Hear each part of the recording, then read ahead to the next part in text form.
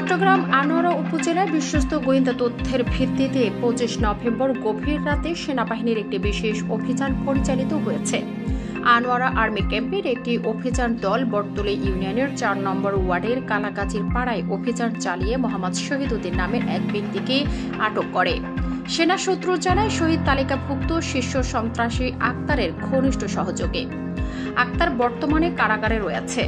অভিযানের সময় শহীদের কাছ থেকে একটি দেশি আগ্নেয়াস্ত্র ও 2 রাউন্ড তাজা গুলি উদ্ধার করা হয়। পরে আটক ব্যক্তিকে আনোয়ারা থানায় পুলিশের কাছে হস্তান্তর করা হয়েছে।